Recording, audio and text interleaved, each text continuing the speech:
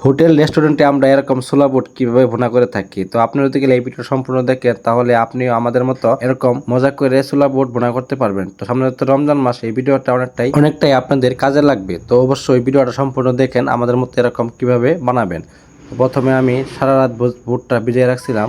তো সারা রাত ভেজানোর পরে বুটটাকে ভালোভাবে ওয়াশ করব। ওয়াশ করার পরে এটাকে আমি ভালোভাবে সিদ্ধ করে নিব। তো এটাকে ভালোভাবে ধুয়ে নিলাম। তো ধুয়ে নেওয়ার পরে এটাকে আমি কমপক্ষে 1-1.5 ঘন্টার মতো সিদ্ধ করব। তো বুটটা দেখেন কত সুন্দর একটা বুট ছিল। তো বুটটা অবশ্যই ভালো মানের কেনার চেষ্টা করবেন। তো এটাকে আমি এখন 10 থেকে 15 মিনিট, আধা ঘন্টা 1 ঘন্টা লাগতে পারে। তো আমি সিদ্ধ করে নিব। সিদ্ধ করে নেওয়ার পরে এটাকে ভালোভাবে সিদ্ধ হওয়ার পরে এটাকে দিয়ে আমি কাজ করব। তো আমার বুটের সাথে আলু সিদ্ধ দেওয়া মনে ছিল না, তার জন্য আমি আলুটা সিদ্ধ করে নেব। যাই হোক, মোটামুটি সব সিদ্ধ করা হয়ে গেছে। তো এটা এর দিকে শেষ, আমার এর দিকে।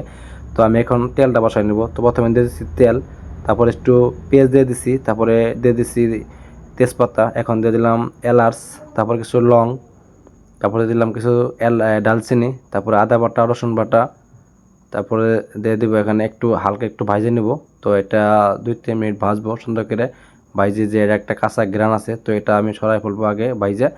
তারপরে আমি দিয়ে দিলাম একটু হলুদের গুঁড়া 1 চামচ, তারপর দিয়ে দিলাম 2 চামচের মতো মরিচের গুঁড়া, তারপর দিয়ে দিলাম 1 চামচের মতো গরম মশলা, 1 চামচের মতো ধনিয়ার গুঁড়া, 1 চামচের মতো জিরের গুঁড়া। তো সব কিছু দেওয়ার পরে দিয়ে দিলাম কাঁচা মরিচটা, তারপরে দিলাম স্বাদ মতো একটু লবণ। তো অল্প একটু পানি দিয়ে এটাকে আমি কমপক্ষে 5 থেকে 7 মিনিট কষাবো। তো যেহেতু আমার বুটটা সিদ্ধ করাই, তাহলে তো এত আরেকম পানি দেওয়ার প্রয়োজন নাই। সেক্ষেত্রে আমি অল্প 5 থেকে 7 মিনিটই নেব। তো আমি আলুটা সিদ্ধ করার পরে ভালোভাবে মেখা এটা আমি একটু ভর্তা সিস্টেম করে রাখছিলাম।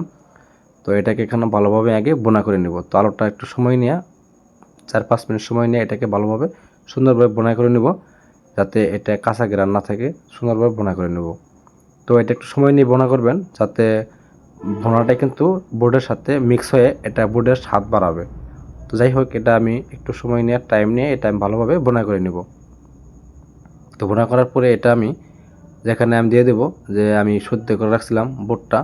তো সিদ্ধ করার পরে এই বুটটা আমি এখানে দিয়ে দিলাম। তো এটাকে আমি ভালো করে মিক্স করে নেব, সম্পূর্ণ বুটের সাথে মশলাটা মিক্স করে নেব। তো ভালোভাবে মিক্স করবেন যাতে সবগুলা উপকরণ মশলা একদম বুটের সাথে অ্যাডজাস্ট হয়ে যায়। তার জন্য একটু ভালো করে সময় নিয়ে ভালো করে নাড়াচাড়া করে এটাকে আমি কমপক্ষে 2-3 মিনিট এটা এইভাবেই নাড়াচাড়ি করে এটাকে আমি ঠিক করে নেব। মশলাটা সবকটা উপকরণ মিশে করে নেব। তো যাই হোক, এটা কিন্তু আমি বেশিক্ষণ রাখবো না, কারণ আমি এটা কিন্তু বুট বোনা করব, আমি ঝোল রাখবো না। তো আমরা যেহেতু হোটেলে বানাই, তাই কিন্তু আমরা কিন্তু ঝোল রাখি না, একদম শক্ত শক্ত রাখি। তো সামনে যেহেতু রমজান মাস, আপনি যদি গেলে আমার রেসিপি ফলো করে আপনি বুট বোনা করেন, অবশ্যই আশা করি খুব মজা একটা বুট বোনা খাইতে পারবেন। তো সবাইকে ধন্যবাদ আমার ভিডিওটা কন্টিনিউ দেখার জন্য, আর অবশ্যই অন্যকে দেখার জন্য ভিডিওটা শেয়ার করে সবাইকে দেখার সুযোগ করে দিবেন। তো সবাইকে ধন্যবাদ। আসসালামু আলাইকুম।